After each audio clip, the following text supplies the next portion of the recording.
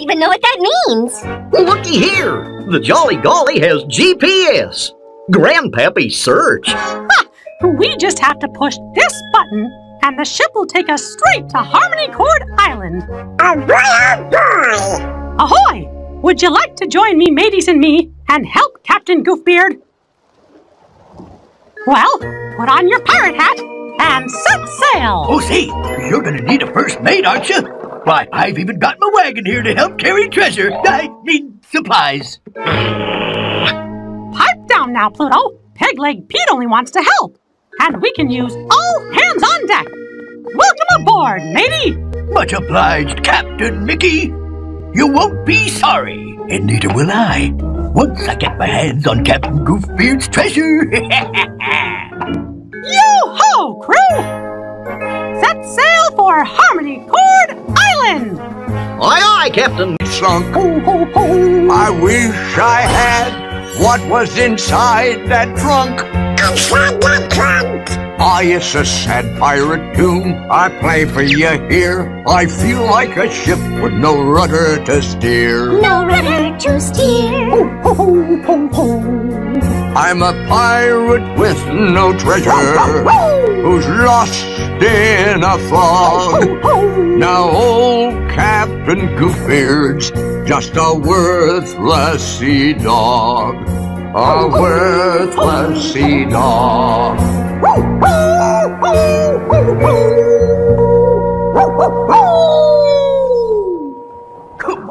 Come on, open your darn treasure. Don't worry, Captain Goofbeard. We're not sunk yet. There's Pegleg Pete. That low-down sea sponge. Open! Oh, ano yan Video. Video na to. Kinuha ko suman. Dito naman. Nakahaba naman ating usin niya. Oh, hello. Break time. Ha? Noodles lang kami.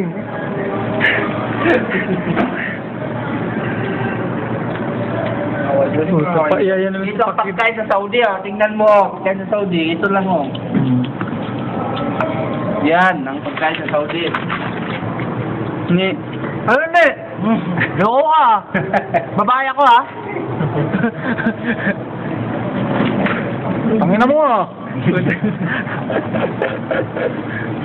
Parang sabi ako.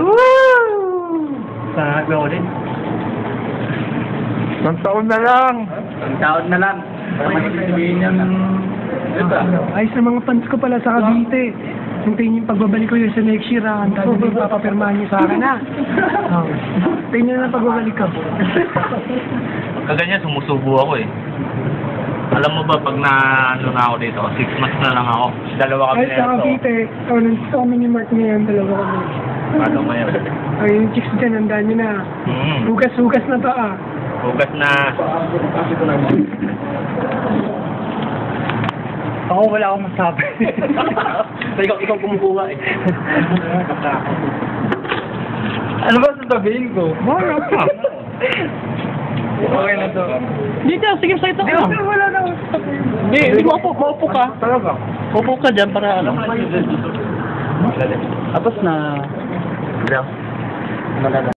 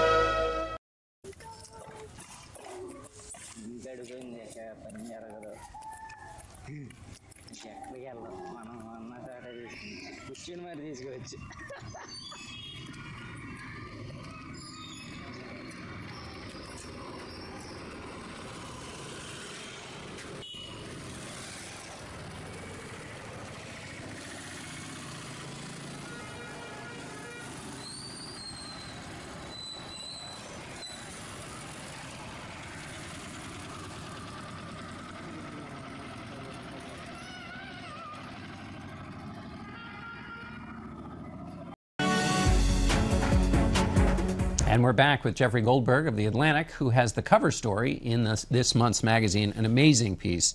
Jeffrey, I want to start with we're talking about President Obama, his foreign policy legacy. The red line on Syria is considered by some people, even senior people in his own administration, a big mistake. He sees it as the opposite.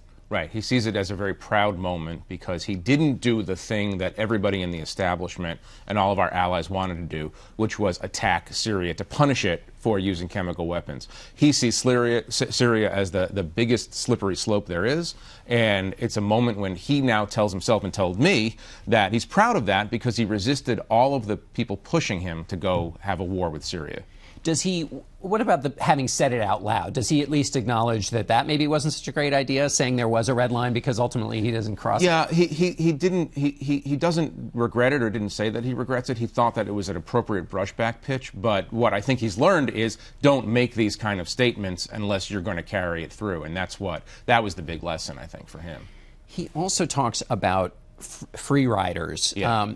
And we hear this term, or I hear this term a lot. Explain what free riders are and that concept around it. Free riders are American allies, mainly in Europe and the Middle East, who expect America to do everything for them and don't pay enough of their own share of defense and don't defend themselves and just are expecting America to do everything. And President Obama has, like a lot of Americans, some level of resentment about that, and he spoke about that. And he talks about Arab states wanting to bring America into all of their wars against an Iranian opposition, and sort of says, why do we have to do all this? And traditionally Americans have looked at Europe and said, you guys need to pay more for your defense. It's a very, very American position he's taking, by the way, on this question. So in the Gulf states, you're saying what they're saying is, would you deal with Iran for us, take care of it for us? Right. There's this feeling that they want us to be their muscle. Like, oh, we're having a fight in Yemen, we're having a fight in Syria. You're the big guy. You just deal with it for us. We'll hold your coat. And you go fight. And I think President Obama is a guy who is not looking for new fights for America in the world.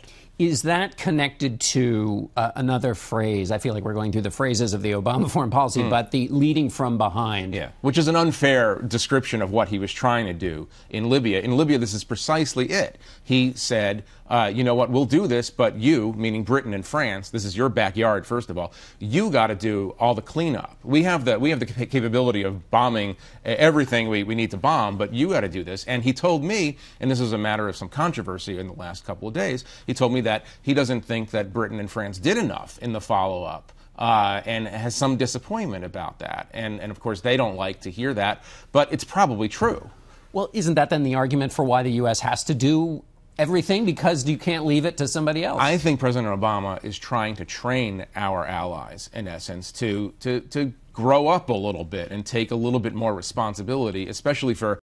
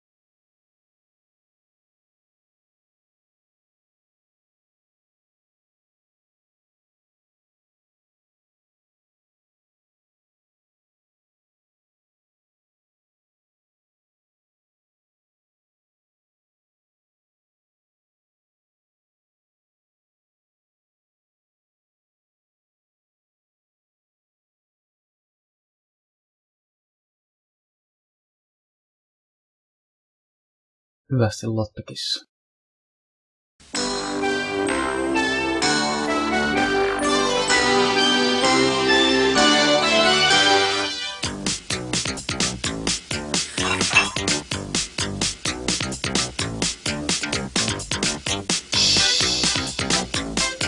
Everybody ready? To sing along. With Disney songs. A Disney sing-along.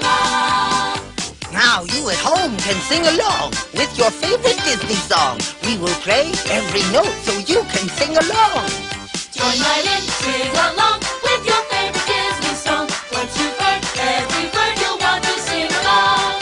But I don't know all the songs. We'll make sure you can't go wrong. Sing along, one and all, follow the dancing ball. You'll find out before you're done. Music's fun for everyone. Join right in, sing along with Disney sing-along song.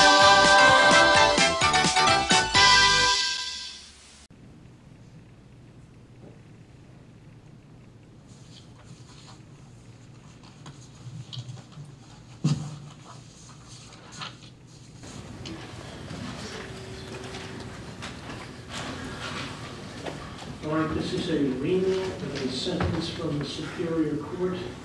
The sentence in this case involved 2 months of incarceration. Sir, you're remanded to the custody of the deputies for service of the sentence. I did, because there is a clear error that was made in the Superior Court's side. I have proof of it here. If someone could just answer me why the envelope has an address that doesn't exist that says not known and the letter on the inside for my correct address.